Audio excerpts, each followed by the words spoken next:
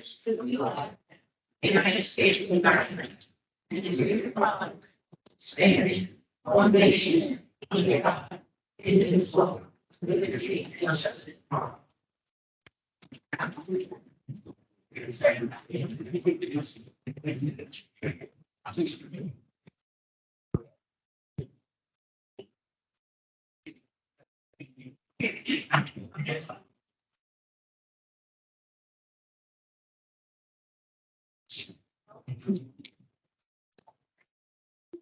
Good evening, everybody. I just want to give a few ground rules before we start this evening about how we're going to run this meeting. It's going to be a little different than we normally run it.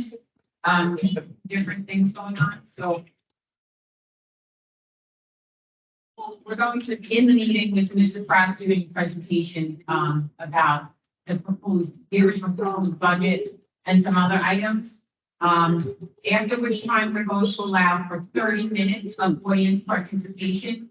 Again, as we did last week, your questions, 3 minutes at length. We have to stick to a strict 3-minute policy because we have to make sure that we can get in as many questions as possible. At that time, if you are in the virtual audience and you have a question, please raise your hand. If you're in the public, obviously, please come forward to the mic. When I call on you, please identify yourself, because just because I know who you are doesn't mean that Ms. Bryant does when she's trying to give minutes. With that being said, I'm going to turn the microphone over to Mr. Press. Oh, I'm sorry, it's in the screen.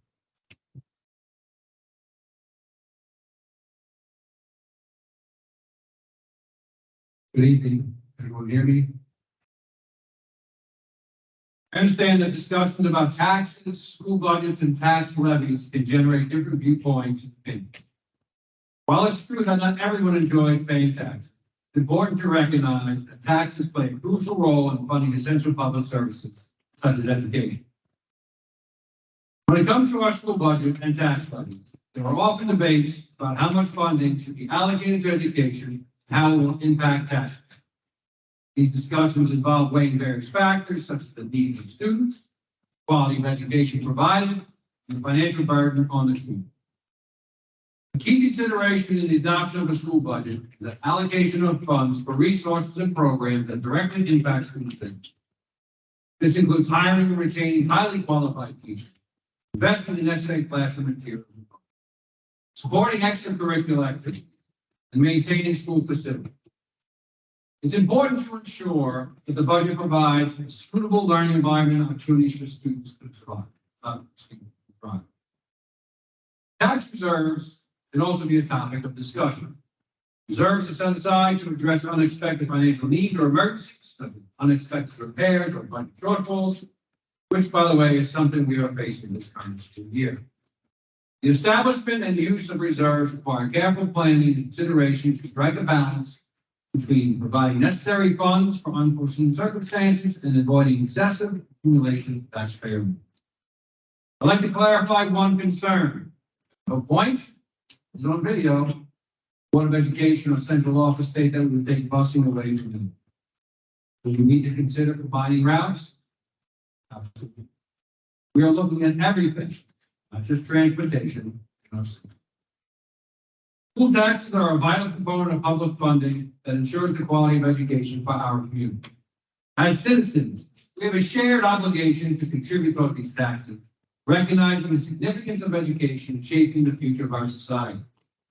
Through the payment of school taxes, we collectively invest in the intellectual, social, and yes, even emotional development of all of our students, empowering them with knowledge, skills, and opportunities to thrive in an increasingly complex, competitive world. The public obligation to contribute to school taxes stems from the understanding that education is a cornerstone of a prosperous and cohesive society. Stating that a district is disingenuous while banging away on a keyboard behind a walled garden and standing publicly in this auditorium and asking people to support the same budget causes greater harm to those who are against any. It is through education that we equip individuals with the tools to become informed and engaged citizens capable of making meaningful contributions to their community. By shouldering this financial responsibility, we demonstrate our commitment to fostering inclusive and equitable education system that benefits all students, regardless of their background and service.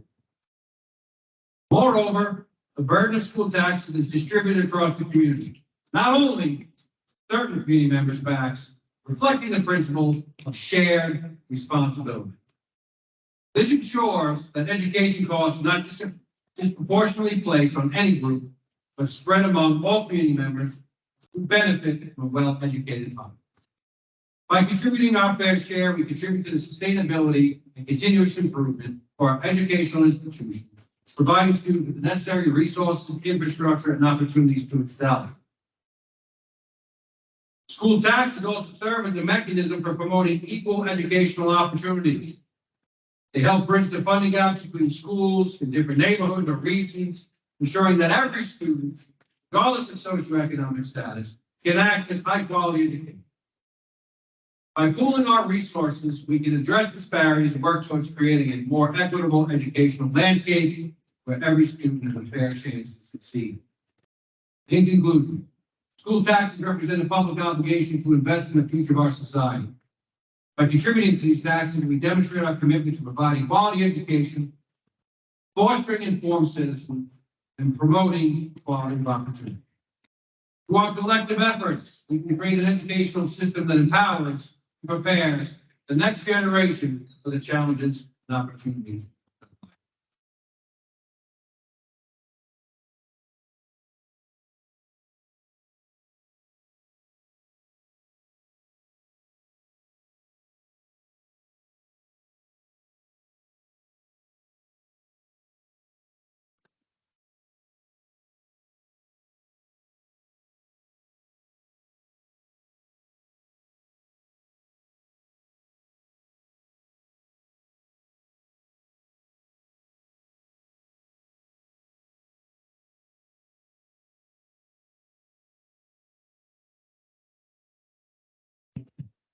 There we go. All right, we're okay. Good evening, everyone. We are here this evening to present the second of our three budget presentations. The last one we'll talk about, that's in a few weeks. To talk about, I felt it was important to represent things that were presented last week, just for people who may not have been here. That there is some additional, there are some additional review slides as well. So getting to it. All right, so timelines in this very short process. Today is the 31st. This is our budget discussion and set schedule to adopt the budget this evening. June 13th is our legally required budget hearing. It should be 7:30. It's a Tuesday, unlike these first two meetings that were on these things. And then the all-important budget vote, June 20th, secondary school North Gymnasium from 7 a.m. to 9 p.m. So, yes. You turn this mic up. Thank you so much. Is that better? For those at home?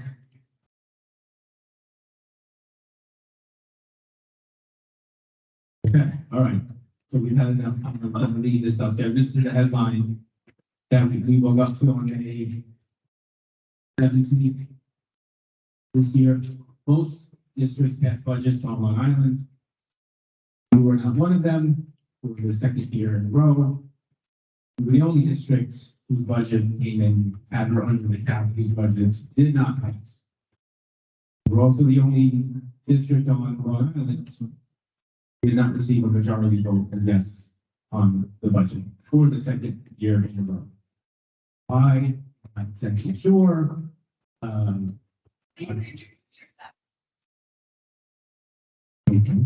My name is Joe Press. I'm the Assistant Superintendent for Business here in West Texas. Our spending increase that was proposed was budget to budget 4.2% increase. The average Nassau County was 6% according to NewsSec. By objective standards, the budget we presented was reasonable. Similarly, our tax levy of 1.99% was within the range of the average across all of Nassau County. Again, by all objective measures for reasonable budget. Looking more locally, these are the approved budget tax levy increases for surrounding districts. See the average 2.42%. Again, we propose 1.99%, below the average of surrounding districts in our area. So this was the original budget that we had presented in the first two budget meetings, $74.3 million budget, $3.2 million. Budget increase 4.5%, spending increase, and a proposed 2.43% tax levy increase. Within that budget that we presented was a reduction of staff 2.6 FTE full-time equivalent at the secondary school, following a reduction in the current school year of 1.0 FTE. So an estimated savings of $215,000. So again, our proposed budget, savings. But what happened was on the date that the board was scheduled to adopt the budget, NISHIP, our health insurance provider, in a webinar, they announced they were reducing medical insurance premiums as of July 1. So we scrapped our original budget. It was the last thing they had their webinar day 18th, the afternoon we found out. We went back to the drawing board, came back, it was the budget that we presented. We reduced the budget based on the savings that we were going to realize as a result of the reduction in the medical insurance premium. So we went out with $74.1 million, just under $3 million budget increase at 4.2%. We reduced the tax levy increase to 1.99%, which is about 0.5% below our tax cap. This is the 12th year in a row we presented a budget that was out of below the tax cap. And interesting fun fact, the 14th budget now in 12 years that we presented at the tax cap. Included in that in the last few years in 2021, one budget we went out 0%. Last year's levy was 1.5% below 2.4% tax cap. And then this year, presented a budget below the tax cap. The recognized savings in this reduction was about $230,000. So total combined, those savings that we had presented was $445,000, with the $250,000 in personnel reductions and $230,000 from the medical insurance reductions. That savings equals the equivalent of about 1% reduction in the tax levy for us. And we will continue to look for ways that we could save that. We did when we presented the budget in the first place, when we presented the budget at one point. So I bring all this up to say the theme of my presentation, as I was going through, reasonable. We presented a reasonable budget, reasonable from a spending standpoint, reasonable from a tax standpoint, just all around objectively reasonable. And we do that through the planning because what's facing us ahead is this fiscal cut. And it's not just for West Hempstead, it's for the state. And well, we didn't say this, the comptroller said this. We said there's a fiscal cut. Federal stimulus that has supported the state and the school districts. So when we plan our budgets, we don't plan just for the 1 year. We look forward so that we can present to you or the community a budget that is responsible not only for that 1 year, but in the long term. So we're looking long term. Otherwise, we see these spikes in spending and tax levies going up.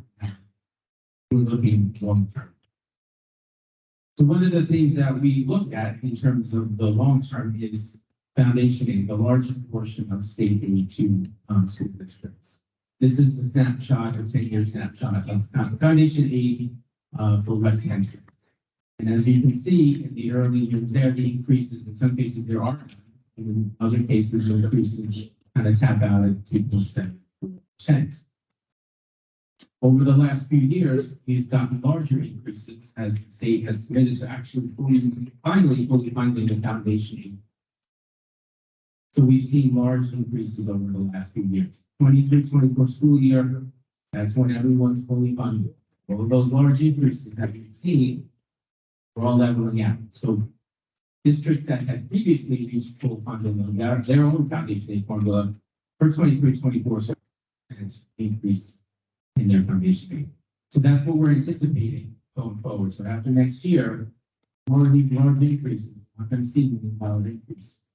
We're probably going to see increases along the lines of 266,000. It's about 3% increase over 23-24. And that's important to note because our increases this year, our budget to budget is about 30 million. Our tax levy, next. We've experienced a drug on it around 8 p.m. And unfortunately, came before evening as they have a few minors. And the students who are in 8 keeping towards documents or parking and stuff. Up here, there's an announcement going. Registration form, please leave it on the table on exit and motions out entrance. And as another reminder, June 20th is our budget vote. Thank you to everyone for coming out and supporting our annual event. And have a safe. Thank you. Thank you, Mr. President.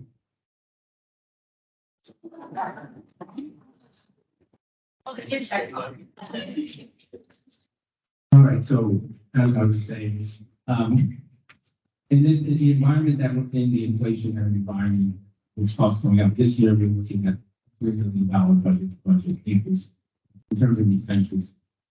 Our 1.99% tax levy increase is an increase of about $1 million plus $1.2 million. Foundation aid increases, we have to make up that difference somehow. And those increases in foundation aid go away, we're looking at about $1 million increase in foundation aid. So if we look long term, this is one of the things that we saw even several years ago when the governor said we're going to fully fund a formula. We said, okay, well, what happens after that? This environment we're in is still inflationary and hoping that something we need to keep in as we go forward and as we develop budgets for the long term. So in that environment coming up, and the conversation about 0% tax levy really has the potential to be devastating. So when we develop budgets, with this in mind, we've been doing our job to reduce costs where we can, reducing staffing as we can, not to take action and goes 0% and just cut. We're trying to maintain programs while being responsible as we find cost savings. So, any questions so far about it? So we recently went out.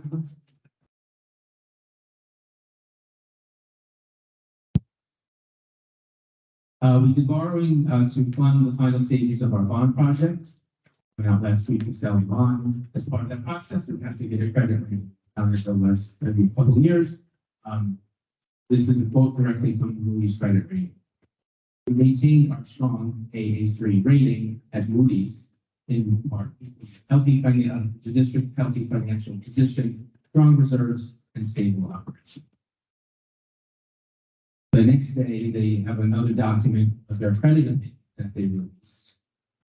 And they said that the district benefits from a solid financial position, strong reserves, liquidity, and conservative fiscal oversight. It's important to kind of focus on that conservative fiscal oversight. That's what you want in an organization that is focused on the law. Don't take actions, not my intent, because these Mr. Raymond's intent, right? The administration to go willy-nilly into our budget planning process. Right? We look at this very, very closely when we develop these budgets to conservative. So then why are we hearing people saying, well, no one talks about the expenses going up and your enrollment is going down. Enrollment is going down. We don't shy away. But we also don't shy away from talking about why the costs are going up. We talk about it every year. These are slides from my presentations over the last 4 years. Every year I highlight the areas that are the biggest cost drivers that are driving the cost increases. For the last few years, it's largely been transportation, so that'll be a common theme here, but special ed costs have gone up. And these special ed costs are not just for the students in the district here. So I just want to be clear about it. This includes kids that go to BOE that are not counting in our 1,600 enrollment that people like to fuss about.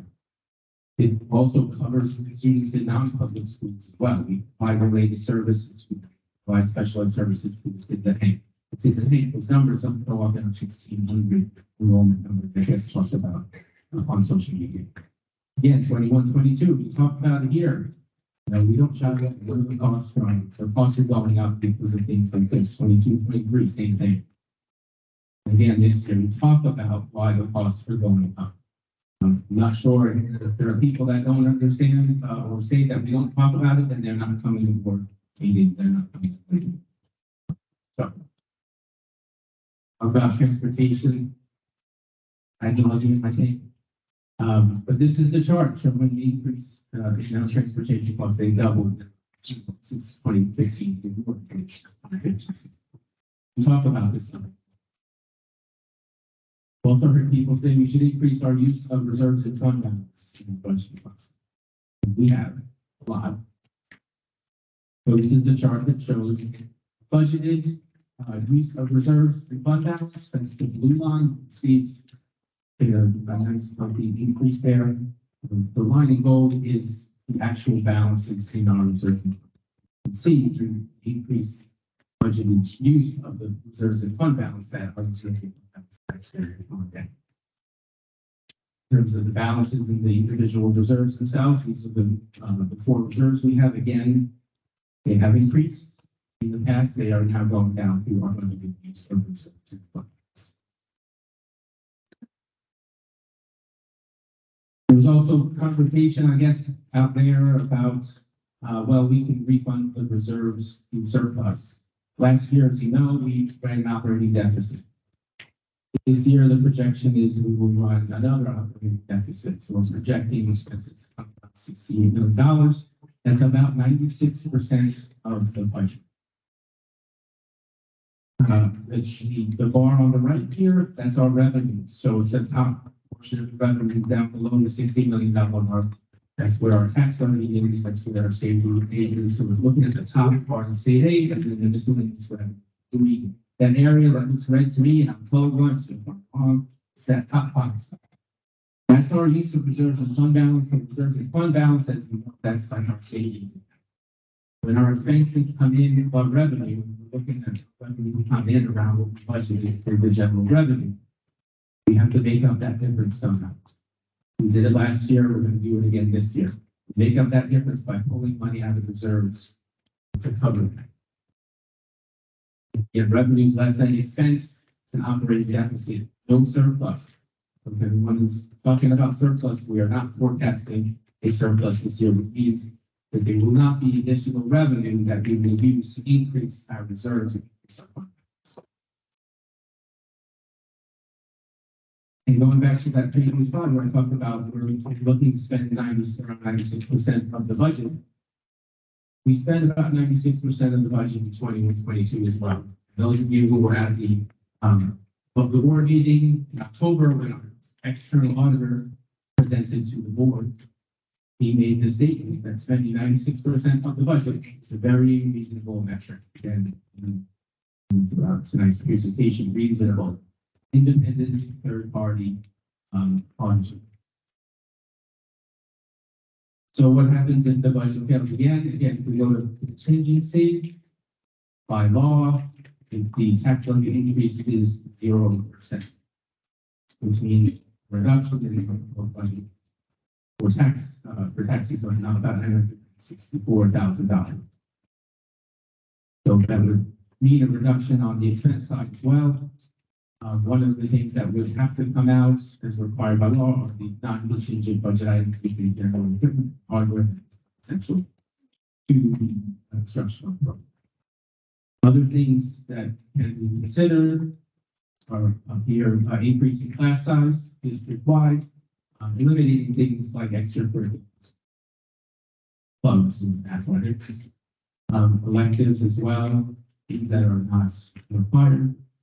State elimination of the use of facilities by outside groups, that is a requirement law, unless those outside groups cover the full expense related to their use of facilities.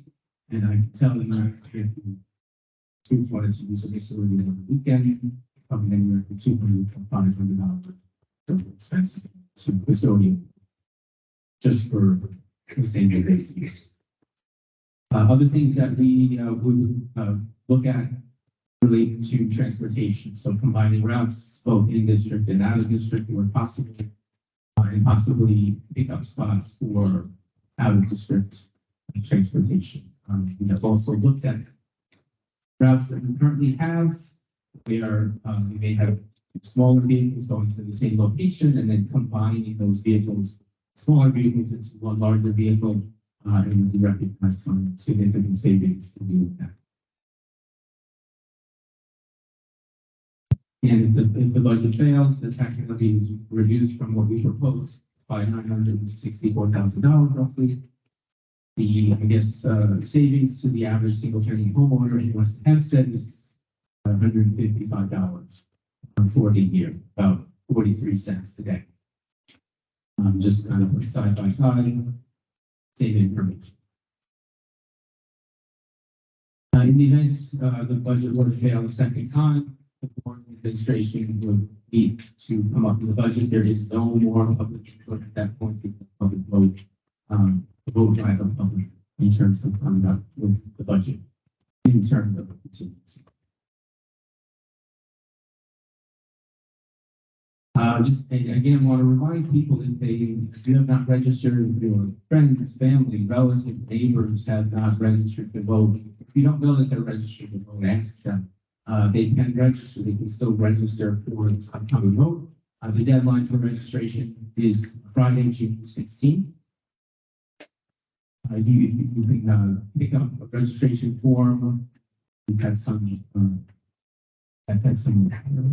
other being made and some here.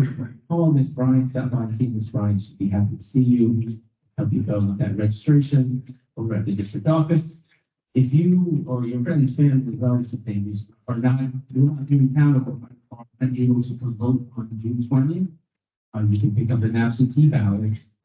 Applications for absentee ballots are available on the website, on the district's website. You can stop by and pick one up. The deadline for requesting an absentee ballot to be mailed to you is June 13th, the week before the election. But you can pick up an absentee ballot up until the day before the election. So stop by and see Ms. Bryan. If the district is closed that day, she'll be hanging out by herself. She could probably appreciate some conversation. Mr. Reagan will be there to engage in conversation. I'll probably be there to call. Coffee and conversation with Mr. Reagan and Mr. Bryan. And then finally, the all-important budget votes Tuesday, June 20th. Secondary school, 7 a.m. to 1 p.m. That Florida, any questions from the board?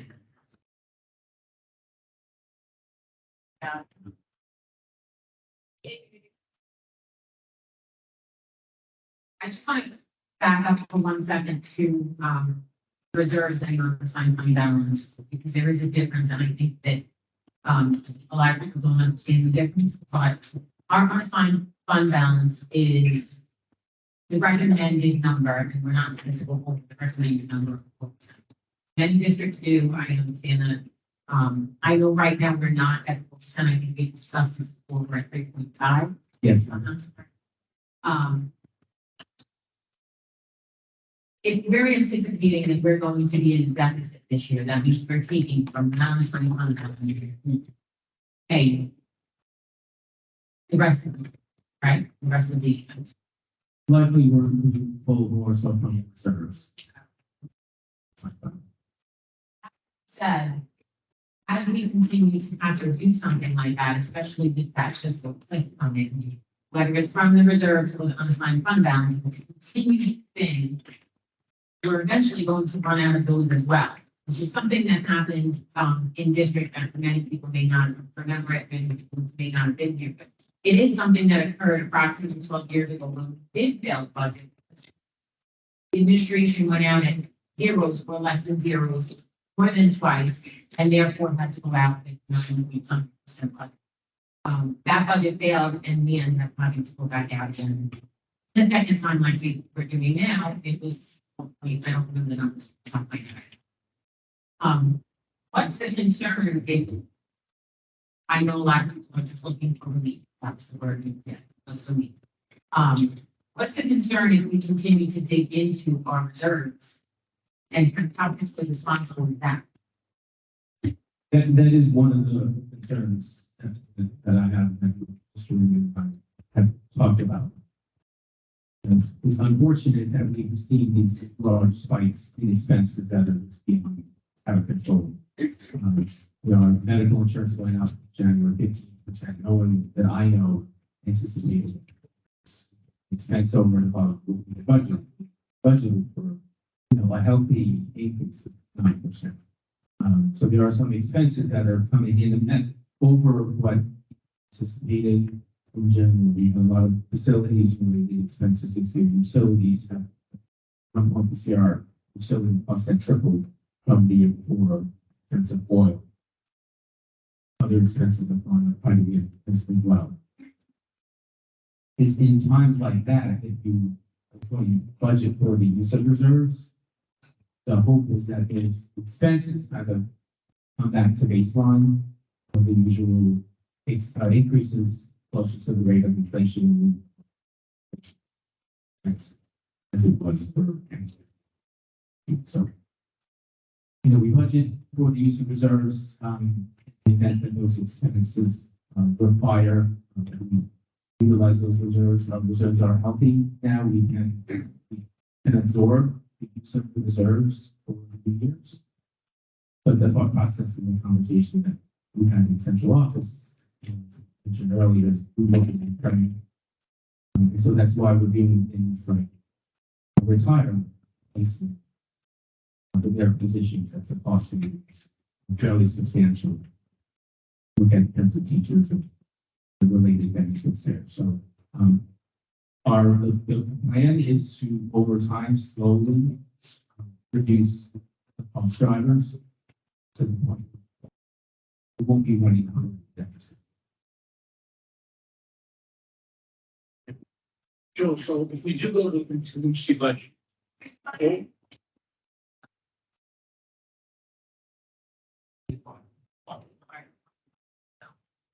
Didn't know that.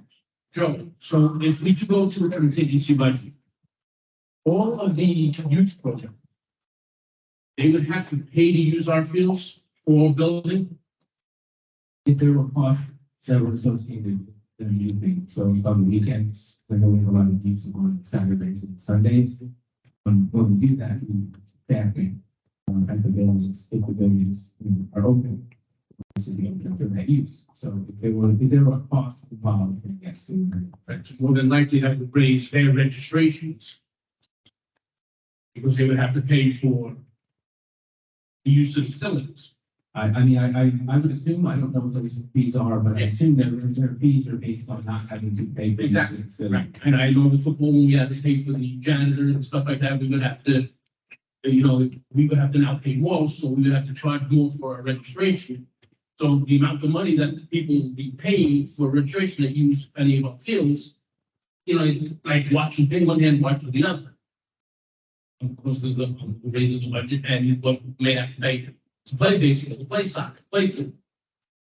So just something to consider. Ask people too.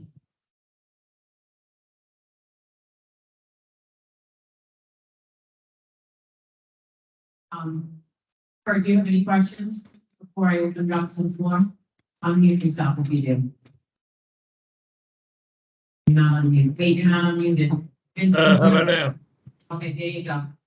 Okay, so thank you, everybody. I know a lot of hard work got us to this point. So I mean, I have a question and I have some comments. So the question is, and it's really not, it's a rhetorical question. I'm sure that there's no answer for it.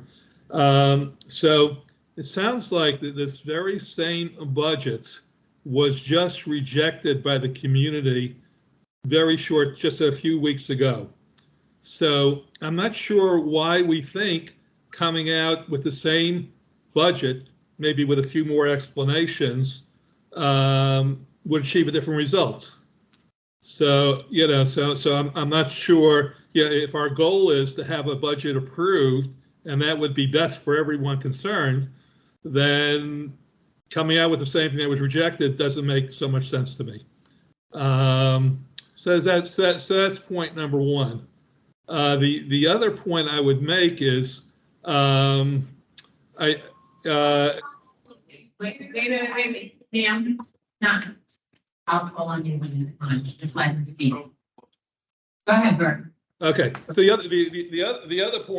other point I would make is, and I said all along, that the issue that I think the people who have voted no have been expressing is not that the tax levy is going up by 1.9% or 1.5 or 2.5. Is the base tax itself of $9,000 that people are really struggling with, and so that's the big issue, not the increments. So I've said that up until this point, and then when asked about, okay, so Bert Blast, what would you do in order to achieve any savings in this budget whatsoever? And basically I thought I did the appropriate thing by deferring to the administration, the superintendents, assistant superintendents, because they were closest to the budget and can determine, if they had to make priorities, what they would do. So okay, that didn't happen. So here's my broad idea. Every year, it seems, and it came out in today's presentation as well, ideally, we like to budget so that our expenses come in at 96% of the budget. So in other words, about 3-4% below budget every year. And that's really commendable. And the auditor said that's great financial management, and I 100% agree that that is good management, because ultimately that will help you maybe build back up the reserves that we've been losing. Now that all works if the taxpayers, the people that pay for it, are willing to pay for that little bit extra, and I'm thinking that they're not. Okay, so the idea would be this: if we're planned for this 4% differential between the actual, the actual being lower than the budget, and we're looking, let's say if we went for a 0% increase without going into contingency, but just going with a 0% increase in the tax levy, if we were to only be below plan by 3% or so, we would achieve that $900,000 savings in the budget dollars, so that we could do it and still balance our budget. Reserves would continue as we've planned for them in the budget. The expenditures, and it's only the levy that wouldn't go up, but expenditures would continue to increase in that plan, not as much as they would now. So that would be my specific idea. So I'm not sure why that wouldn't work, just to take that rule of thumb of the 4%, if we would just take it down to 3%, and then we would get down to 0 and everything else is the same. Yes, and you yourself, Bert, and let Mr. Press respond to that. Okay. I disagree with your interpretation. If you saw the slide that I presented earlier, when we talked about, revenues excluding reserves and fund counts, and the actual expenses coming in, the expenses are coming in above the general revenues. So we can, lower the budget at the top end. We're still spending, for example, this year, $68 million.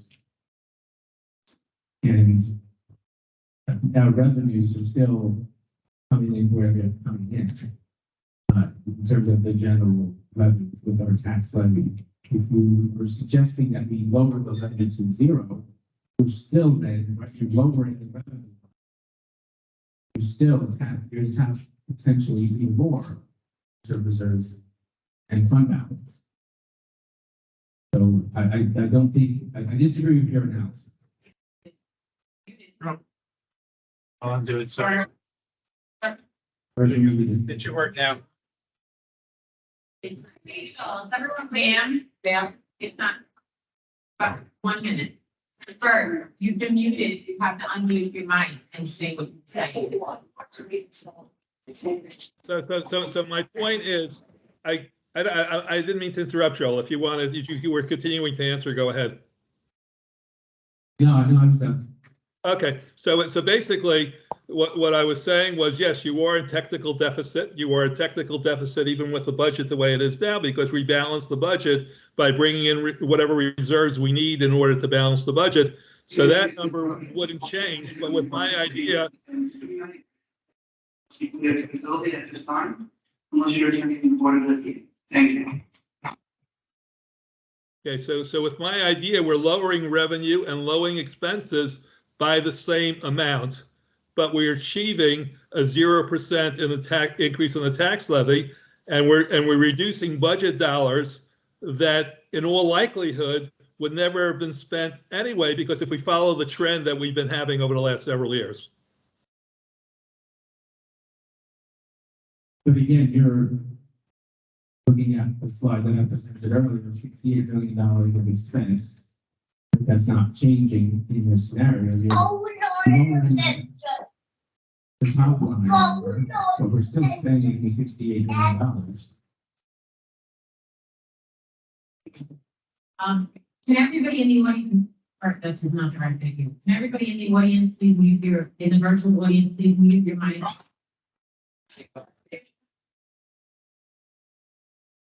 So again, we're still at the $68 million mark. Essentially, you're saying lower the tax levy on the revenue side, which is going to increase the gap between that $68 million and what we had budgeted this year for revenue. So you're suggesting we take in less revenue, which would still be below the expenditure.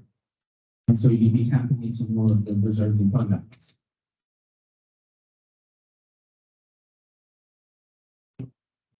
You have to unmute yourself, Bert.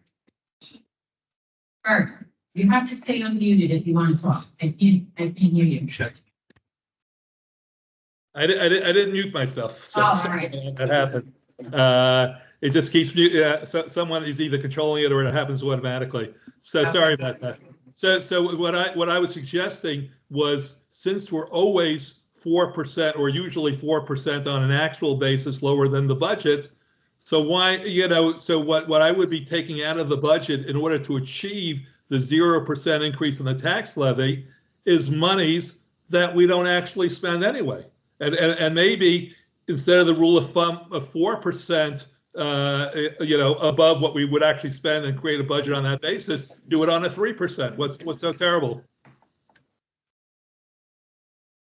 Yeah, I think I'm not sure if you're understanding what I'm saying. And again, we're spending $68 million this year. It's my estimate. That's not changing. Right now, budgeted revenue is less, including the levy increase of 1.5%. It's still less than the expenditure. You're suggesting I'm lower. If we lower the top line, right, you want to lower the levy to zero. That's what you're suggesting. So taking away $11 million, essentially. You're going to lower the revenue on both sides, right? You want to lower the expense by $1 million, you want to lower the revenue by $1 million. You're doing it by lowering the tax levy, but I'm still spending $68 million, which means I'm taking in now even less revenue, excluding reserves and fund balance. Basically, just pulling money out of the savings account. I'm going to be taking even more out of the savings account. Now I could make up for that $960,000. Right. That's exactly right. And we would be bringing in fund balance to cover the difference by the same amount of fund balance that we're doing with the current plan as it's being presented. No, I disagree. Okay, let's agree to disagree. It's okay. Now I'm going to introduce myself first. Okay, you got it. Thank you for the opportunity to speak. President, any questions? Okay.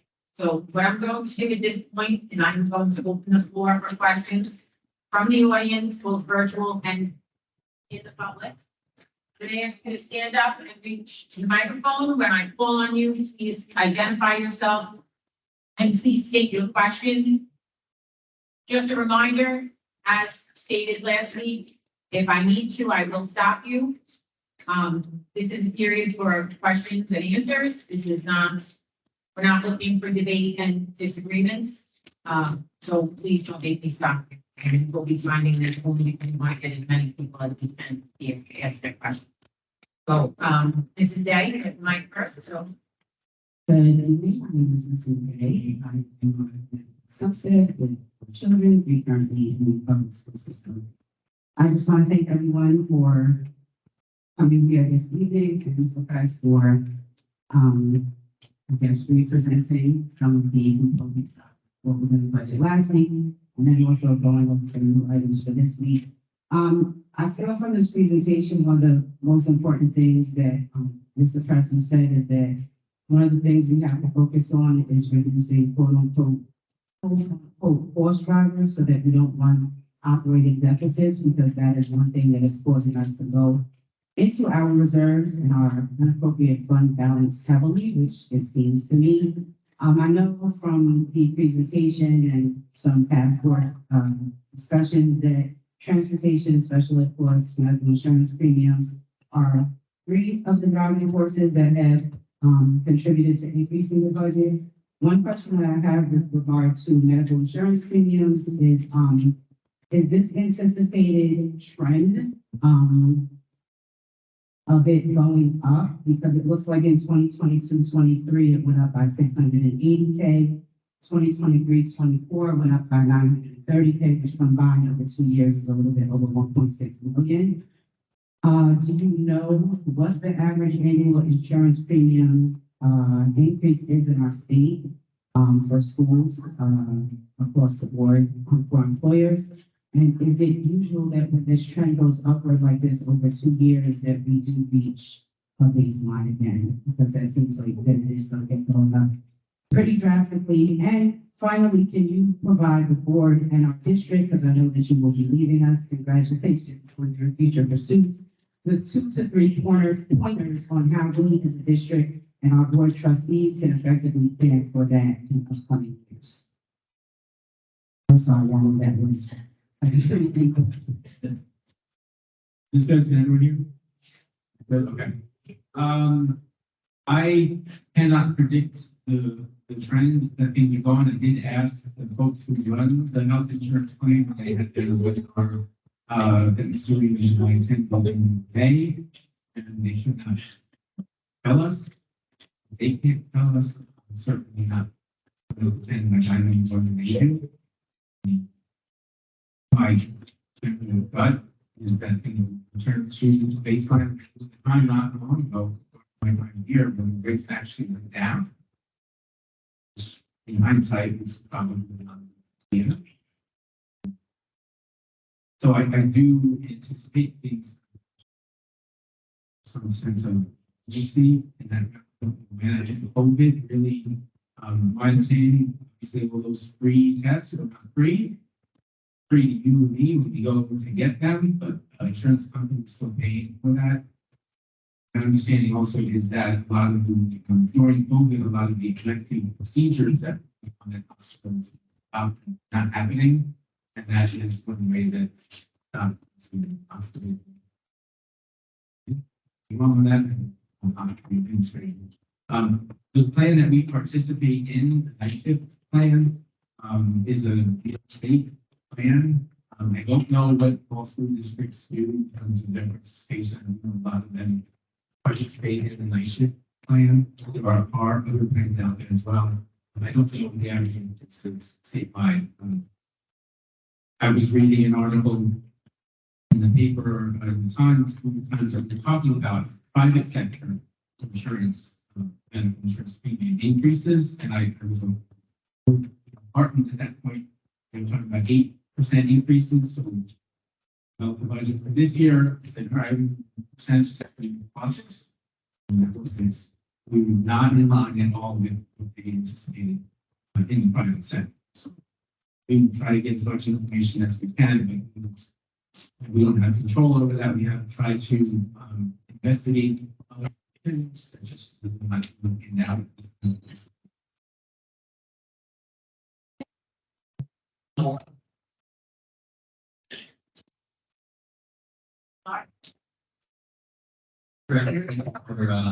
it's been vacant, it actually created a division of services. So, it's sort of as well to see right along. Part of this year, we were using what we call fund balance. We're to reserve fund balance on the revenue. Because we didn't use any of that. The amount of tax increase we levied at on 8%. Because of the 3 million, 4 million, so my concern is if you commit use of reserves, which we are doing, that million and last year, the year before, and then continue to grow. And the other fiscal clip that New York State is giving us a lot of money. We don't find ways to reduce. We're going to end up coming out with the comparison that many years ago, over 5%, even possibly 10%.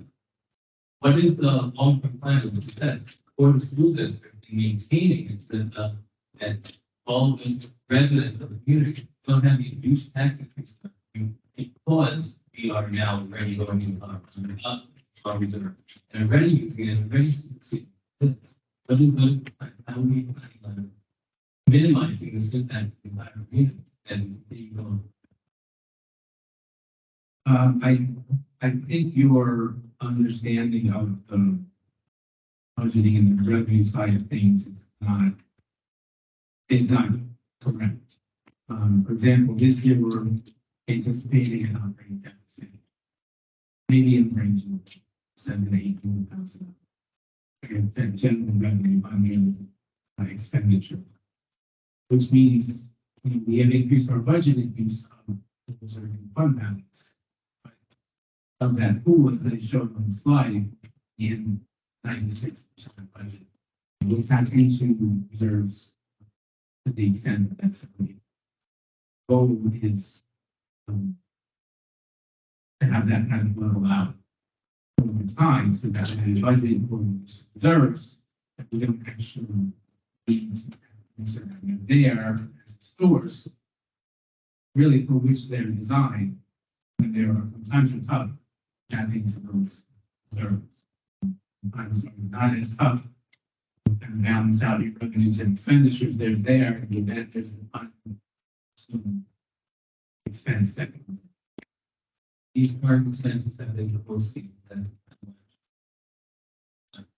also says here the state is going to probably giving us a 300,000 in any meeting way more significant. Sorry.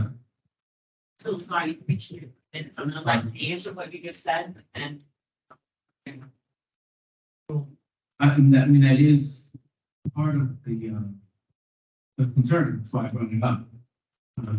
The foundation meeting is going to consider in part is one of the things that we're looking at return in terms of how we recognize cost savings. Starting that this year, we start to see starting studios in terms of staffing.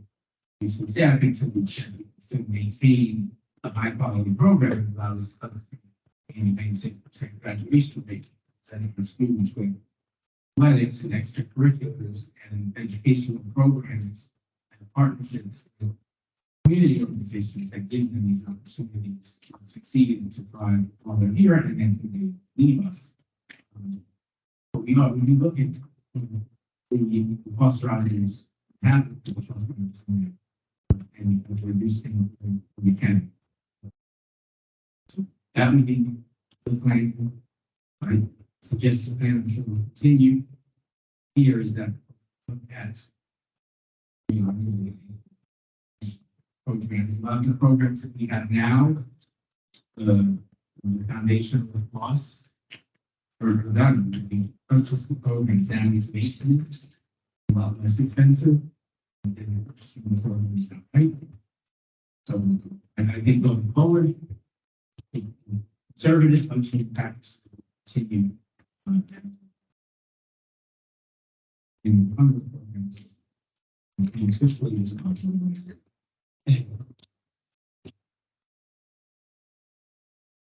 Anything from the table, changing board of. As long as it's. Okay.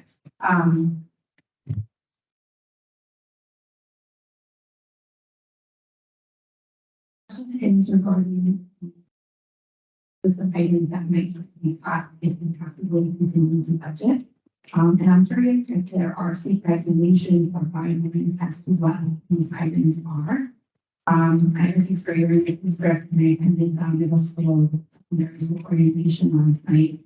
The athletic director gave a wonderful presentation of the options that are being had for athletics in our district. But he did mention that a lot of the teams, particularly in middle school, either don't have enough signups for the teams to even run, or the students are not participating on a regular enough basis that there are games that either forfeited or canceled because they don't have enough players to play. So in the order that Mr. Pratt put things into the list of things that might have to be considered in the contingency budget, should taking a look at athletics that we are funding, being properly funded, before the forming classes has. Is what benefit the district leads if we make outside larger, would be having staff to accommodate that. And then that would be.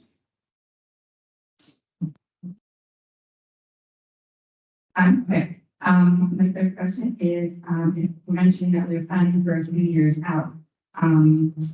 So you mentioned that you go out every 2 years as part of our process to get our credit rating. I know that there's been a lot of discussion about declining enrollment.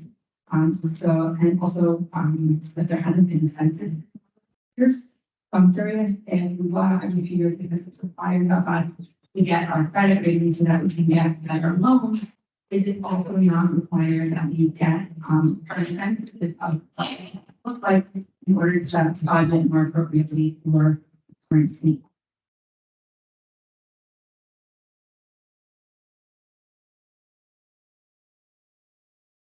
Just first, going to the slide presentation of the list of potential cuts, they're not very words. Look at everything essentially.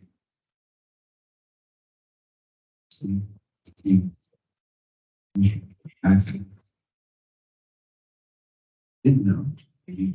But a decade ago, that 83%, it's at 96. So that, as far as class size, not a benefit. Benefit will come from, it's a travesty, quite honestly. But to be fair to everyone, it's safer. We move to a secondary school model, you could say, in the efficiencies model to address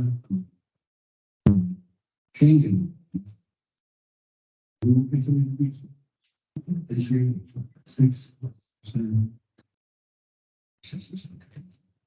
The production.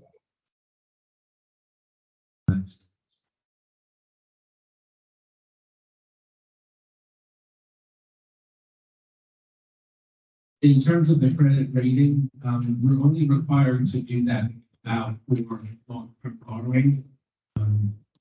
Sometimes they have actually made us do short-term borrowing. We don't have any plans to do any long-term borrowing. This was the last bit of borrowing for the bond project, so we can go out we won't have need to do a credit reading until, some point in the district may go out to, part of your question in terms of the census, there's no requirement to do a census.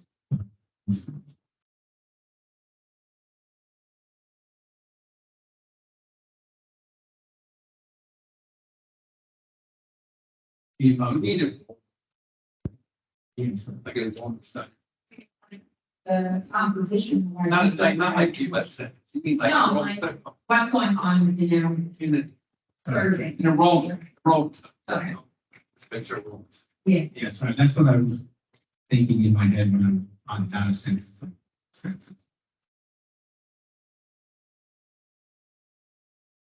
The gentleman answered that we visited the big trying to confirm my budget. There is no guideline that says to be. There is no requirement study, there is no requirement. However, while I don't agree with the word budget better than study, it is something that we've been speaking. We did budget for, study. Budget for next year. I will be happy. In the budget. Yes. But Thank you very much. you're welcome. I'm gonna jump to the virtual audience for a minute. There's a gentleman, well, I'm assuming there's a gentleman that can last name. There's somebody on here called Mitchell. If you can unmute yourself, and answer your question. Hi there. Good evening. Thank you so much for your presentation and everything you do for our community. Question number one. I'm reviewing the 2023-24 proposed budget. Did the board allocate any money for the ERS reserve? Sir, you want to just, I'm gonna only ask you to ask all your questions, so then. Sure. Okay, sure. Yes. So, This way you don't run out of time. okay, sure. So that's my first question.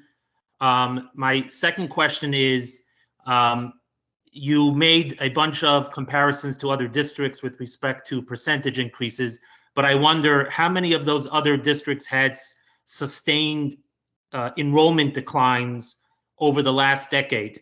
And third, you know, I was listening to what Mr. Blass was saying. I'm sure you know Mr. Blass is a highly qualified financial expert with incredible accounting experience and very well respected in the finance world. And Mr. Blass, thank you so much for stepping up as a volunteer and contributing your, you know, volunteer work and your experience. It's highly needed, and thank you so much. If, you know, some of us truly appreciate it. But my question, I'm sorry, not to digress, but with respect to what Mr. Burt was asking, Mr. Blass, I think it's a very interesting question. And Mr. Press, I listened to your response, and the same question came up last year, and you gave a similar response. And frankly, it doesn't make sense to me. If there is, at the end of the day, a 4% gap between what we're actually going to spend and what we're actually going to allocate to the budget, whether it comes from reserves or from a tax levy or any place. But the bottom line is that's their 4% gap. Then instead of threatening the community, both public and private parents, by stripping them of $1 million, instead, just adjust that gap by 1%. That to me would be an obvious solution. That's it, 1%. And we could have done the same thing last year. But in any event, I wanted to share that as a question and also a statement. But once again, I, for one, truly believe that all of you are acting in the best interest of the community.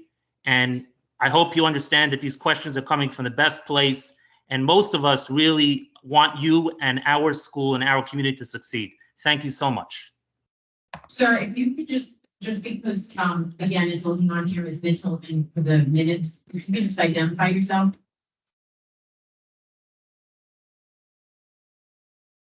Sir, if you can unmute yourself and identify yourself for the minutes. Hi, yes. I'm just going to go. I'm going to choose and go by Mitchell. Thank you so much. In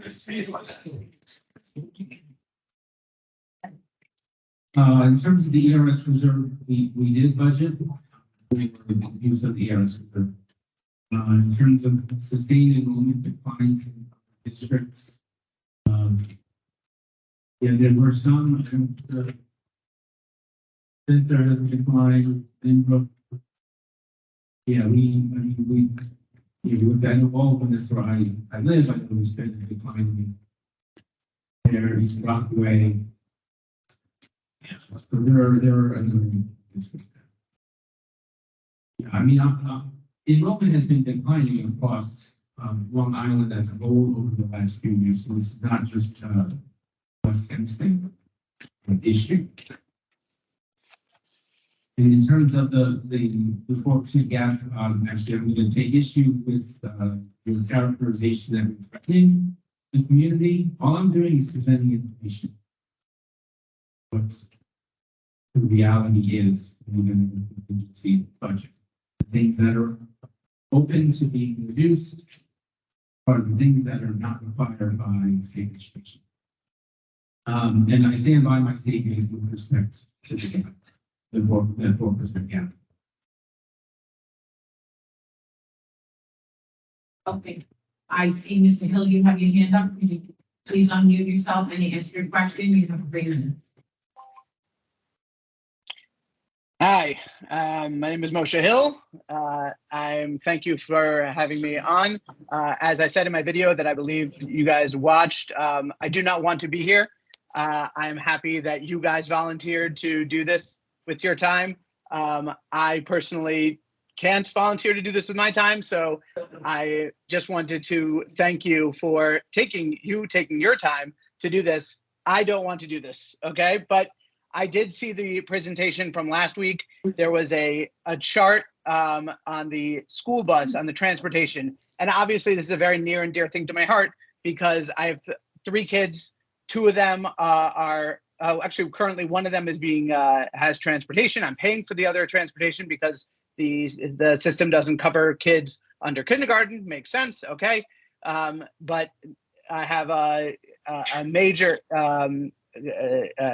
commitment to keeping transportation. I'm not saying you're going to get rid of it completely, but changing it in a way by combining, having a centralized bus drop off or whatever it is, those kind of changes are obviously something I care deeply about.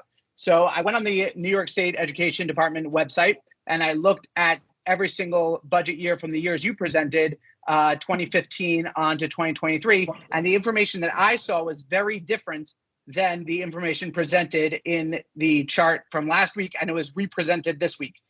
For example, the initial chart had, or your chart that you presented was just under, hold on, I'm trying to get it, just under 4 million in 2015, 2016.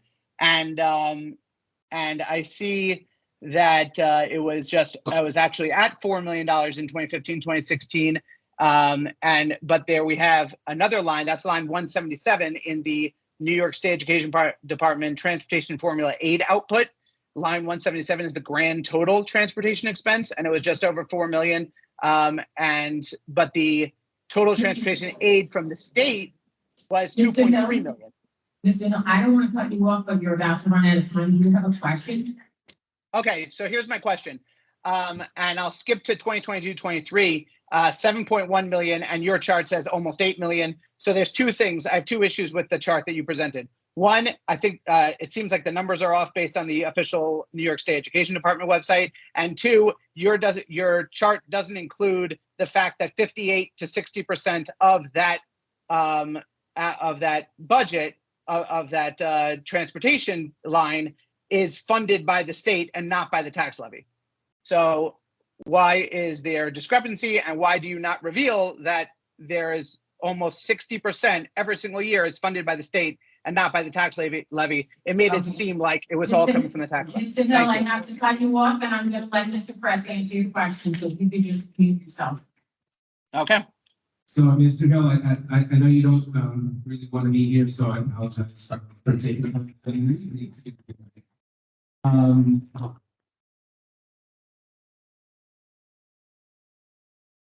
if we would come more often, we would have seen that when I presented the revenue budget back in the March, I talked about transportation aid.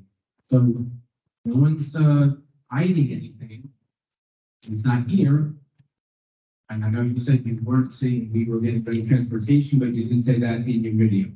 So in terms of this information, I'm not sure who's presented this information. The information that I presented in my chart was from our appropriation status report. That, with some of your friends who foiled that information, it's all there. So I stand behind the chart.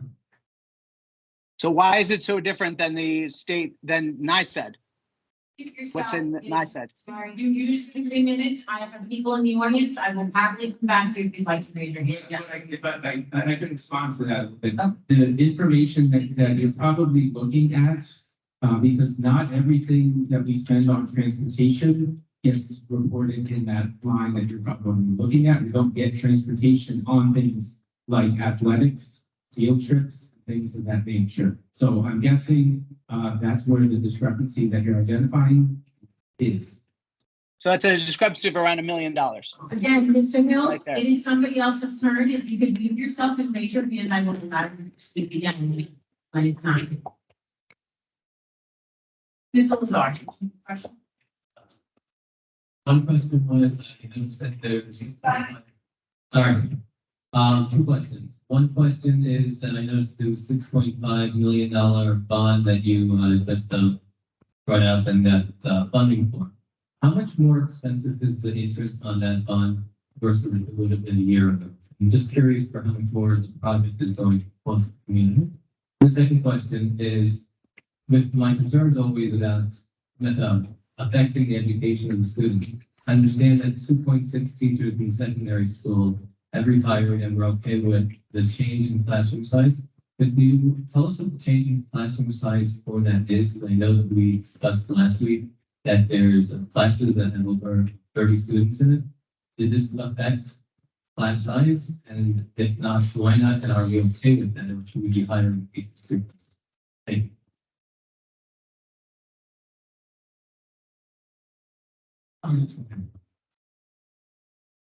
So I don't know what the difference in cost would be in the race this year. I'm sensing there's some implication in there that we should have borrowed last year when the rates were lower. If that's the implication, when we borrow so that the expense hits at the as close as possible to when the building aid that we receive hits, so they offset each other. So that's why we borrowed this year. It's the projects that we borrowed to pay for with that borrowing are projects that are now being completed that we can file with the state construction. So we don't know the rates for last year. It's just the borrowing rates last year. We can do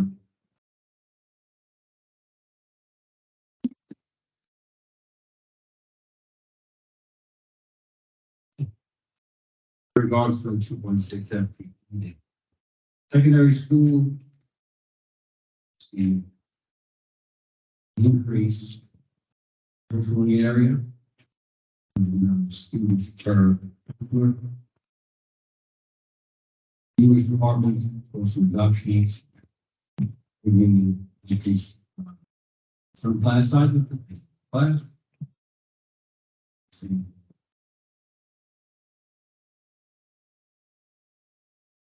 I can't tell you what the.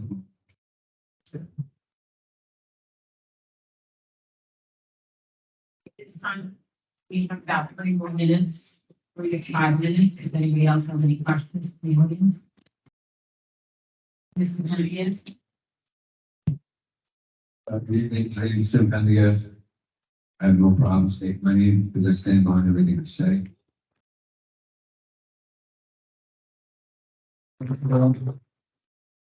Parents, the board members who are currently in this room, not the one that's appearing virtually. I do appreciate you guys taking time to be here. I do appreciate you having face all of us in front of us and not the screen. I find it kind of ironic that the gentleman who made a video, who's such a financial expert, doesn't have the guts to face the people that he's representing. And he also, I'm getting to my question, Karen, just so you know. Because it does concern Mr. Blaze and you guys as well. He's such a financial expert, he's such a great accountant. Actually should be here, so he doesn't have technical difficulties when the budget's being presented. He understands what's going on and doesn't encourage people to vote no. Now, my question to you guys is, how difficult does it make you to do your job when this gentleman constantly comes here virtually? How difficult is it to do your job to get these discussions done and present a fiscally sound and responsible budget, which you've done? Mr. Glass had a scheduled vacation prior to the budget vote failing. Mr. Black, We were aware that he would be away prior to the budget vote failing. Unfortunately, we had to put these meetings into effect because the budget vote failed. Therefore, Mr. Glass is joining us virtually at this time from this moment. I appreciate him doing so. I just find it a little convenient that he chose to book a holiday and he knew when the budget was going to be, when he went and encouraged people to vote no. I just find it very convenient for him to do so. And does it, I does it, understand, but I've had a couple of, if you have a question. does it make it difficult for you to do your job considering he attends a lot of meetings virtually? That's my question. I can speak to him through the camera because he's in front of me, so for me, it's hard to not have a conversation. I like to have people. That's my opinion. Again, he's within his right to be meeting virtually. Just wanted to see. Yeah. Thank you.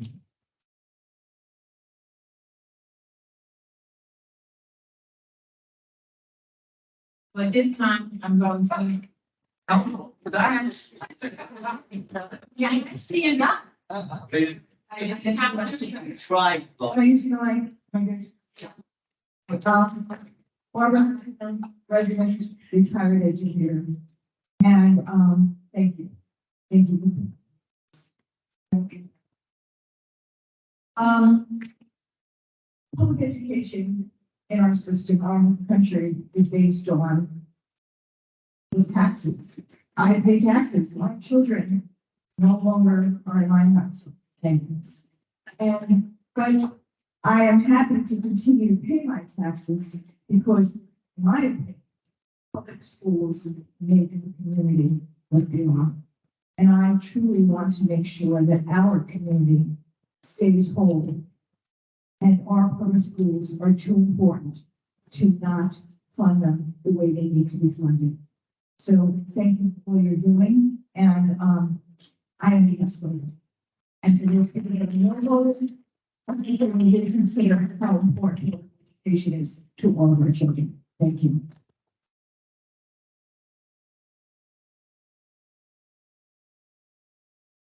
At this time, I'm going to pose the same question that I posed to the board last week, after Mr. President's conversation. I wanted to give the opportunity to the public to make their statements and ask their questions before you guys really had, and you as well, Bert, had anything to say. So I'm going to ask all the board members, I don't care if you guys decide to do this, how you feel about this at this point, and do have you recognized or do you have anything that you recommend to change at this point? Get direction to you.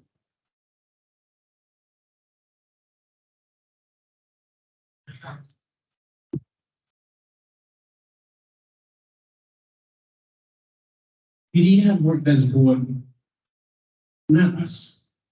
Joel, Gina, Dan have worked over the last 4 or 5 months, probably even longer, on this budget.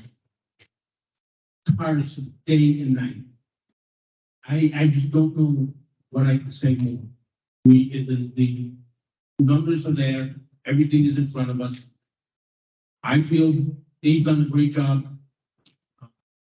Only thing I can ask of this community is to just come out and vote. Everybody that's back.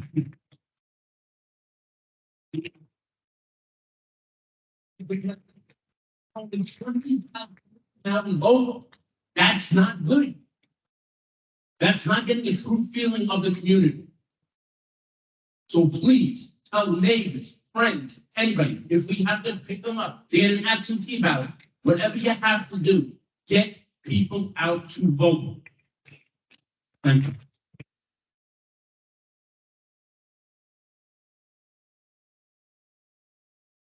Well, I'm going to, say what I basically said the last time, I think it's more than just a regional budget.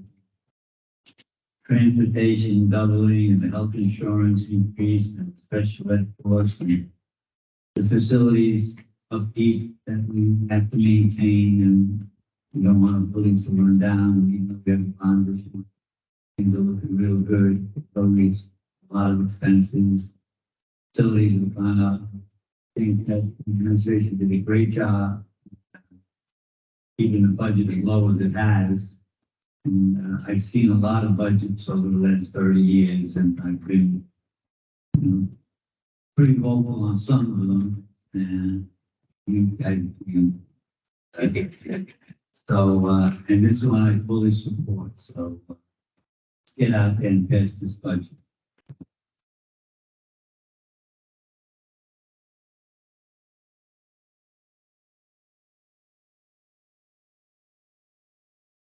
Every community on Long Island recognizes their responsibility to educate their children in the best way possible. And they've approved budgets very similar to ours. Everyone in this community, including board members, even those that aren't present here tonight, have had the opportunity to look at the budget, ask questions, engage in dialogue, and get informed. I know that those sitting here in person before you tonight have done that. Our school district is an educational institution. It's a safe haven. It's a food bank. It's a soft place to land. And it's a place filled with educators that challenge and teach our future generation.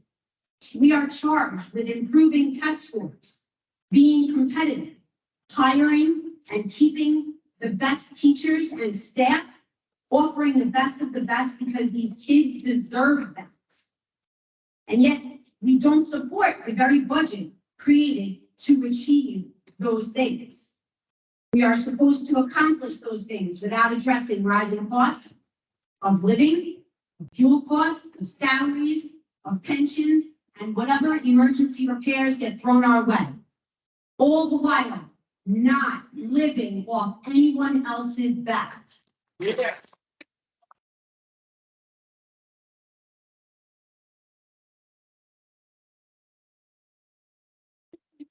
Fair for everyone who lives here and understands that we hold a responsibility to educate all the kids that live in West Hempstead, no matter what that looks like. I believe in our residents to tune out the noise and the conjecture and find out the facts for themselves. Not through social media, but from the people that are tasked to do that job. I vote to give our residents a chance now that they're more informed about what's really at stake, to vote like me in favor of the budget as it stands.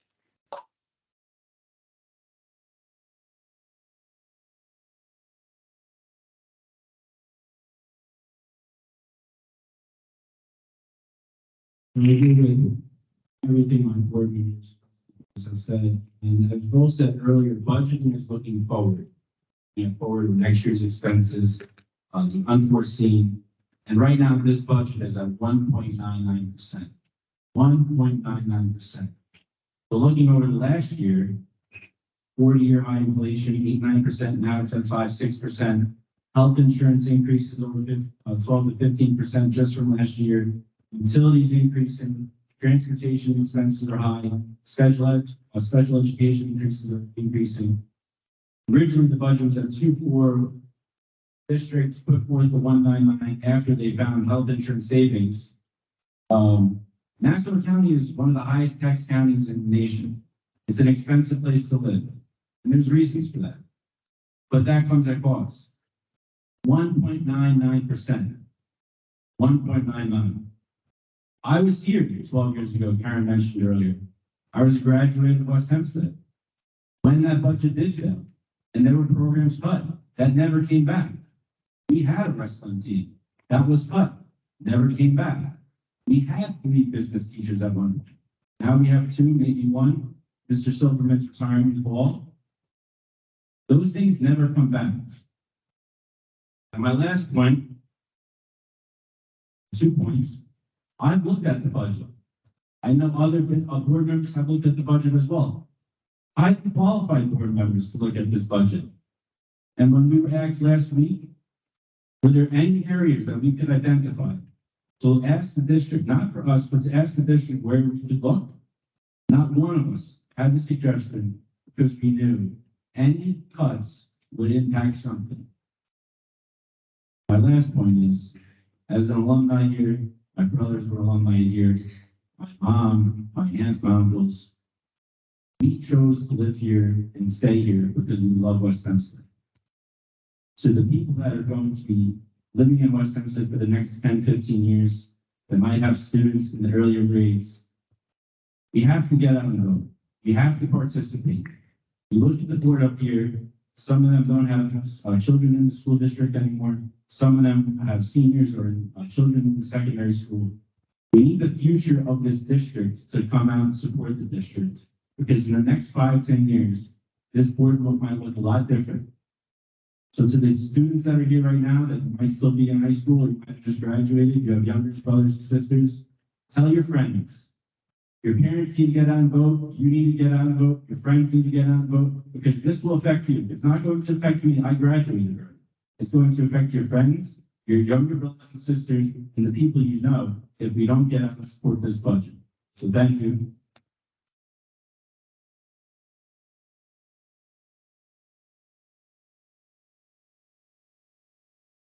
Thank you very much. What everyone's had to say, those present and those virtual. I mean that sincerely. Thank everyone for their contribution, for their making time to come out and be supportive. I believe in an educated and informed and engaged electorate, and that's what we need. I remember one of Mr. Raymond's first speeches that he told that he was saying at one of the board meetings years ago before I was on the board. He was talking about education. He said, I will meet a child under a tree. I'll meet him in a room. I'll take him by the sea to a beach. We can use a computer. We'll use chalk, whatever it takes to educate that child. And that's how we need to be in terms of our information and our education of our electorate and getting ourselves involved. I don't care how we get involved and how we get our information. We need to know the facts. We need people engaged. So I thank you all for that. Kurt, I think it is time. And this is not correct. I'm nervous. I'm concerned. I had a conversation with a gentleman this week. He said, why are we playing Russian roulette with our kids' education? I feel the same way. Why are we playing Russian roulette with our children's education over numbers that aren't moving the needle? It's not moving the needle. Yes, transportation is high. It's very high. We know what's driving the costs. And, here's the other thing. We provide those transportation services to kids that are going in and out of district with pleasure, because that is what we need to do to educate that child, as Mr. Reed said. We will do whatever we need to do. And whatever any family in this community needs, we will try our best to provide those educational services. And we talk almost every week in board meetings as to how we can improve our transportation services while we're controlling our costs. Thus far, no one in the years that I've been involved in this has come in with support. It costs money. And if you remember from the very first budget meeting, when Mr. Press finished his presentation, I think my comment was, wow, 74, we were at 75 million then before we went down. That's a lot of money. Oh, I get it. It's a lot of money. And if anyone here who is a no voter thinks that I'm not hearing them, I get it. I feel it. I understand. I want it. I absolutely want it. What I'm not willing to do is to take the relief off the backs of our children. And all of the services that we provide, I heard it said about our transportation that we're talking about taking away state mandated services. All of these services are state mandated. When you go to school board training, you learn that it is our civic responsibility to any child that wakes up in our district to provide an education, school of their choice within 15 miles of Hollywood Road Farms, period. And that's what this district does. And yes, We've made a lot of progress in our physical plants, our programs, our academics, and if you remember what this place looked like before we had the bond, you couldn't sit in here. The ceiling was falling on your head. Our children couldn't play in the fields. We couldn't host a track meet. Our science labs were from 1970. Our chorus room and band room had asbestos on the walls. I mean, ladies and gentlemen, remember where we've come and what we have accomplished. Look, when Mr. Hill said that he didn't want to be here, hey, there are a lot of times I don't want to. This is not easy. I do this for a number of reasons. I believe this is our civic, our ethic, and our moral responsibility. As elders of this community, and that's who we are, it is our moral responsibility to provide these services to our community. For the American way, for the West Hempstead way, this is what we're trying to raise good citizens, good educated citizens. And by saving $1 million or $900,000, it's not moving the needle. You know what it's doing? It is off the backs of our children. So yes, we will do what we have to do in order to ensure that this budget gets passed, because I believe this is a very solid budget. I really appreciate what Mr. Glass said and the conversation he was having about the details of that. I'll be honest, I'm not an accountant, I'm not a financial wizard, and I wish we had that conversation 3 weeks. And we're all trying our best here. I believe it. We're all trying our very best. But what I do believe is that this is a strong budget.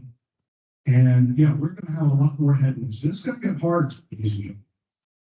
When I speak about our community, I'm talking about the 11552s. This is the best budget. This is the right thing to do for our entire community. Our entire community. And the value that we get from our homes, our community, the quality of our public schools, you'll feel it when you decide to sell your house and it's $10,000 or $20,000 less, because our public schools don't have a 96% graduation rate, and kids going to Yale and MIT and Harvard everywhere. And yes, our athletic programs, yes, when some of those programs have a hard time getting, we are building those back up to where they need to be, because that's what it is. It's for some of these children, it is a lifesaver. And one of the things I feel, one of the reasons I feel so passionate about public education was because I had a profound public education experience. I had one teacher, one program changed my life, put me on the path. Not just me, many other of my friends and my fellow graduates over the years were changed by those programs. Kids that could have easily been lost, easily just slipped through the cracks. That's what we're doing, ladies and gentlemen. We're raising our children within a community. We're doing the Lord's work. We're doing the Lord's work. Make no mistake about it. Is it expensive? Oh, yeah. Is it hard? Oh, yeah. But as one of my preachers used to say, don't worry, saints, it's going to get worse. So everybody step up, get involved, be educated. Let's be kind to one another, listen, and let's try to do what's best for our overall community. Every single one of us. We reap such benefits from the value of our school district. And it has not popped out of a hat. It has not popped out of a hat. So yes, I support this budget, and I encourage everyone to please come out.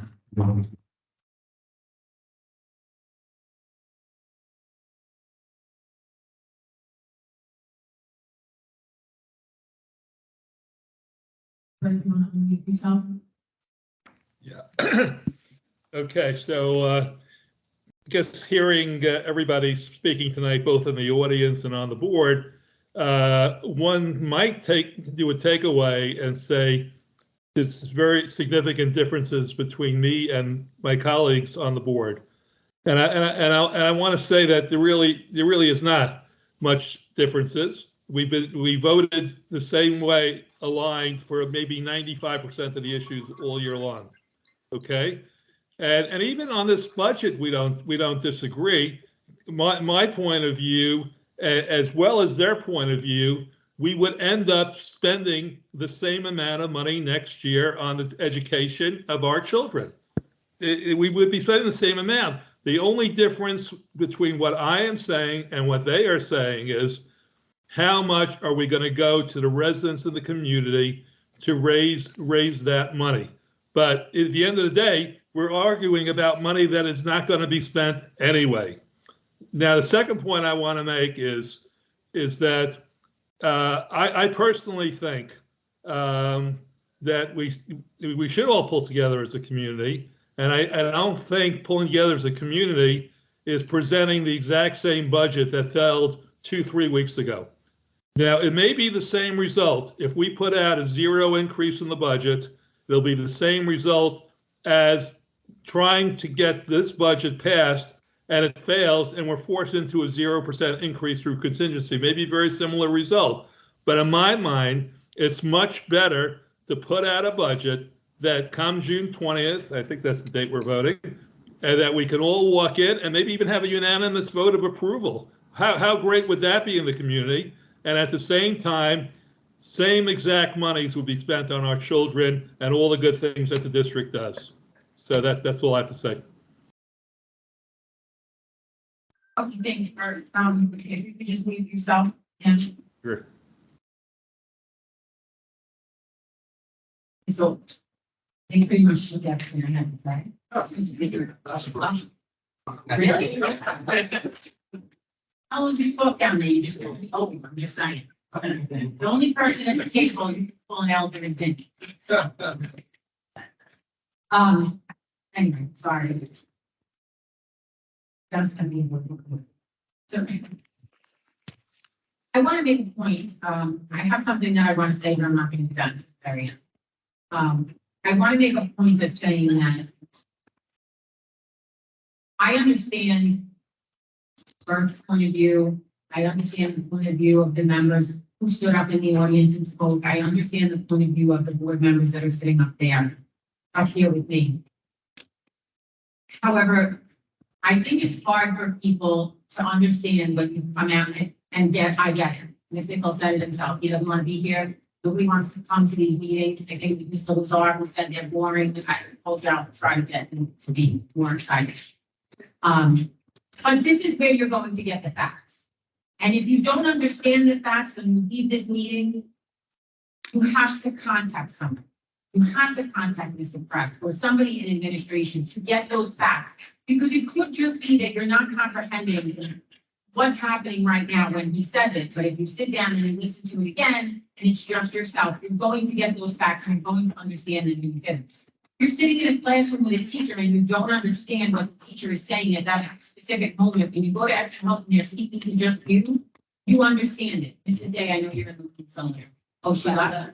Okay, so as an example, Mrs. Day has numerous times come forward and said to me, can we just have a conversation? And I will sit down with her, or Mr. Press will sit down with her, Mr. Freeman has sat down with her. I pulled Ms. Riley into the meeting with her when she's asking questions, and she's just, I get it. She's not understanding what we're saying when we're saying it from up here because it's broad strokes.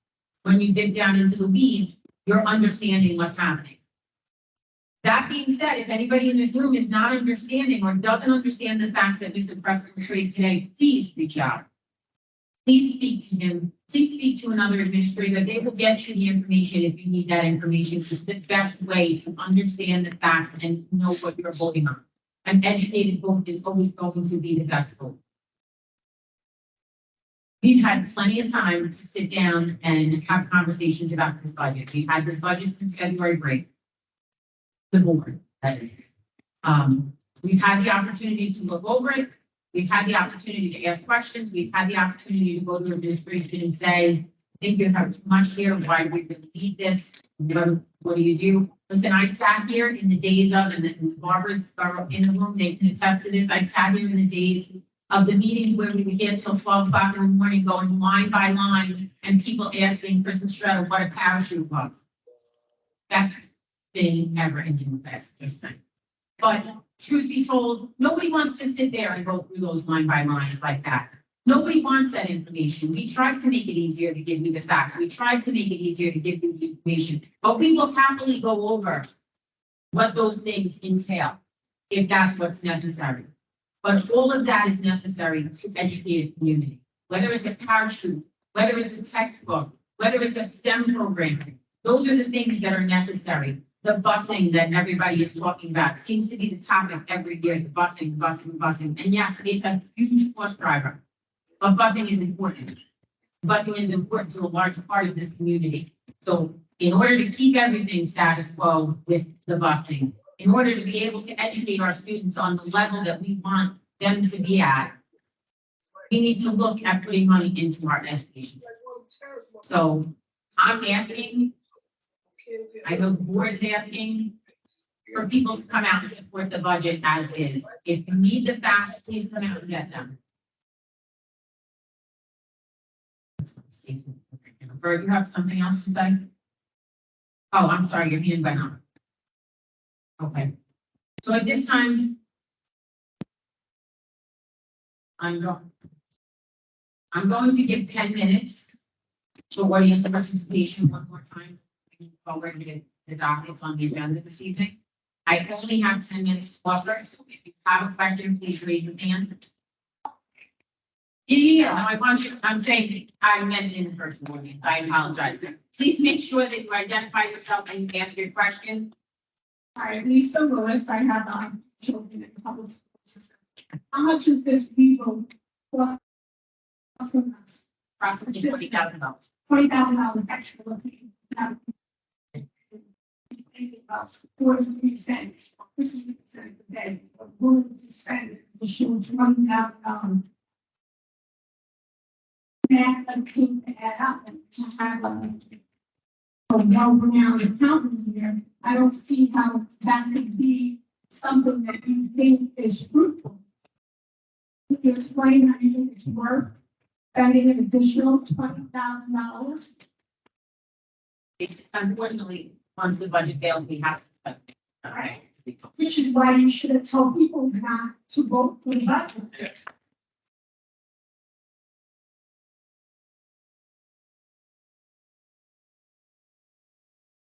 You know, what the rationality behind it from an accounting perspective.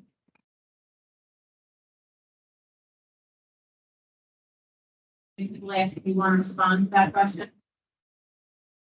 You have to unmute yourself first. Someone could repeat the question. I was having trouble hearing it. Okay, sorry. The question was, Why would you advise voters to not vote and support the budget when it would cost us an additional $20,000 to have a revote?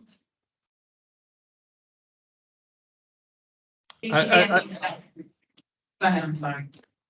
It wasn't my idea to have a revote. It was my idea that we have the proper budgets. And what it costs to get to the right answer is secondary. So secondary as far as transaction, but dollars and cents. When we're looking for relief, when everyone is looking for relief, how in dollars and cents from your accounting experience do you feel that that adds up, that that was a wise decision financially? Right. So exactly. So that's why we should have had the right budget to start with, and it would have passed.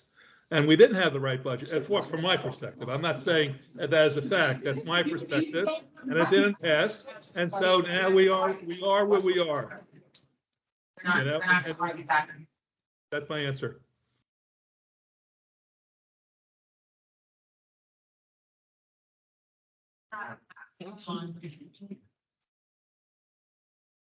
Hello? Okay. Hi, everyone. I'm Taylor Pedrias. I'm a senior at Sunset Secondary School. And my question for everyone is just, do you guys know how important it is to have everything that the school offers? Because I've been in the school district my whole life, and because of the things that the school offers, it's made me the person I am today. I've been in numerous sports, which I've made so many friends and learned so many things. I've done theater here, and which I want to pursue for the rest of my life. And if this budget doesn't pass, these things get cut. I have the opportunity to see how important these things are for the younger kids in our community. And I remember when I was a kid and seeing older people do it, which made me want to do it. And now if this budget fails, they won't have the opportunity to do any of these things, which they might not be able to become the full person they deserve to be. So I just encourage everyone to vote yes for BOE.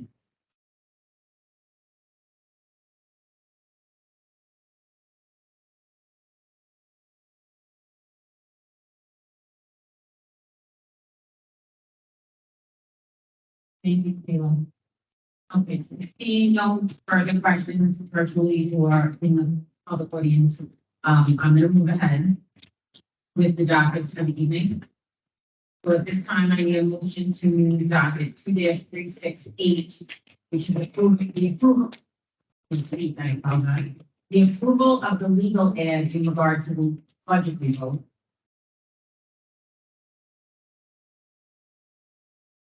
Any questions in regards to that? All in favor? Aye. Bert, I see you. All right, so you can raise his hand. Let's see. I got you. I need a motion to move, okay, so before I go there, I'm gonna go to I need a motion to move down to 2-370, which is, budget transfer. Current year budget transfer. Second. Any questions in regard to that? All in favor? Aye. Bert, do you have to vote on the budget transfers? You're okay? This year budget transfer. Okay, so at this time, I'm going to take from the majority of the table and I'm going to read the docket that we're going to vote on next. Thank you. As soon as I find what I just did. So at this time, I need a motion to move, I'm going based on the determination of the majority that was sitting at the table. I need a motion to move docket 2-369, which is the adoption of the budget, to read. I, Daniel Lehman, Superintendent of the West Hempstead Union Free School District of the County of Nassau, do hereby recommend that the following resolution be adopted. Resolved that pursuant to the recommendation of the Superintendent of Schools, that the West Hempstead Union Free School District budget for the 23-24 school year in the amount of $74,338,684. No, that's the one I have. Wait, sorry. Do it again. 74,125. 74,125,000. Maybe I should just go. I'm trying to, yes, I'm. Okay. For the 2023-24 school year in the amount of $74,125,176 be approved and hereby adopted by this board and authorize the placement of a proposition on the voting machines and the raising of such taxes as necessary to provide for said budget. So I need a motion to move that docket. Second. Are there any questions in regards to this docket? All those in favor? Aye. All those opposed? Good. Bert is opposed. Motion passes. So the budget will stand on the agenda as it did May 16th.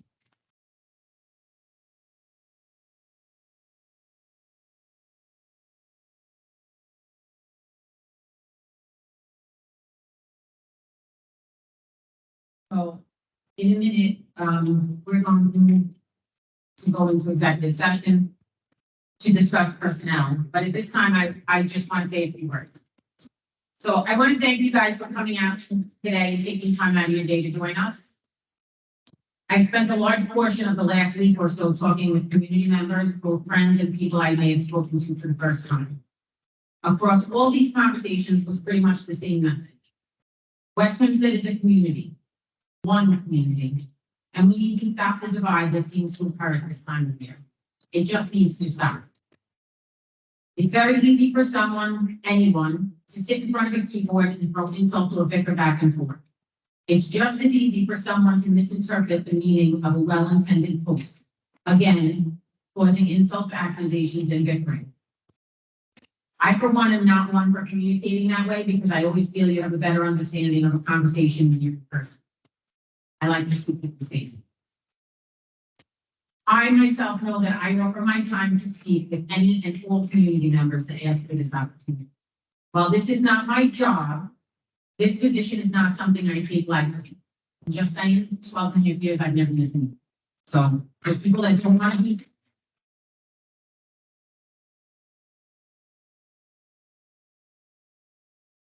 and I do my best to make myself available when asked, while still working a demanding full-time job, most of us do. Our job is to be responsible to the community, not 1,300. And please note that that has nothing to do with private school, public school, or otherwise. It's simply a statement in regards to who I run. That being said, the 1,300 members of the community who voted no for the budget chose to exercise their right and come out to vote. They had their reasons for how they voted, and they are completely entitled to do so. Those community members did not fail our budget. Some people may disagree with me, but I've said so for years. The lack of concern and the apathy of those who choose not to exercise their right to vote is what failed our budget. On to the budget. I'm horrified at some of the comments made by some people throughout this budget season. This administration has worked tirelessly to put together a fiscally responsible budget while maintaining strong programs that allow students to succeed and become well-rounded individuals. We as a board had the opportunity to look over the proposed budget and ask questions and suggest changes accordingly. We found the budget to be solid, fully supportive, and a fiscally responsible one.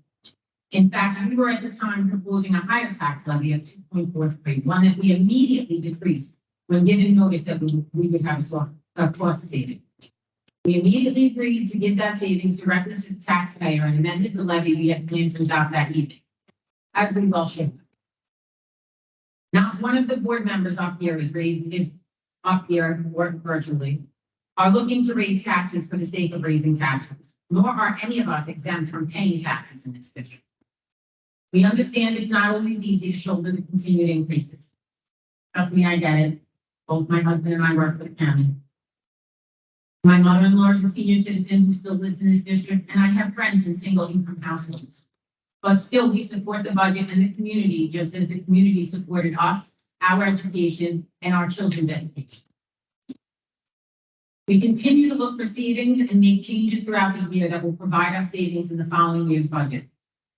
Additionally, yes, should we fall to a contingency budget, there are many restrictions as to what can and cannot be funded. One thing I will say is that at no point did anyone from this board or administration state that busing. Simply not the case, nor have we ever put a busing bid out to one company. The facts, so it's correctly stated next time, is that only one company replied to the RFP for some of the busing routes. This is something we've discussed with our local politicians and other school districts, as it causes the companies to be able to hike their costs and put that on us. And to be clear, there are regulations as to who we as a school district can contract with in regards to busing. It is not as easy as calling Ollie's Taxi with a van to transport some kids going. At any rate, I could go on, but I'm sure I would like to move ahead. I will happily stay at the end of the meeting prior to us going into executive session if anybody has any questions or set up a time to speak to you further. With all that being said, we as adults need to do better. We talk about the budget and that we're here for the children, and each and every one of us should be standing as a role model for those children. All the children, not my children, not your children, not your neighbor's children, but all of the children. So please stop the nonsense. These are your neighbors. Teach our students the wonder of democracy, but do so with civility.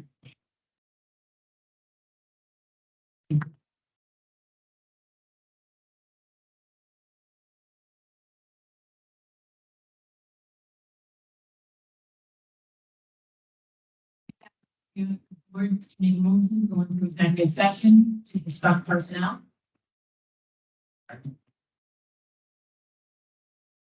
All in favor? Aye. Bert, motion passes. Bert, I'm gonna call you in about 3 minutes or however long it takes me to get out of this auditorium. Have a good night, everybody. Get,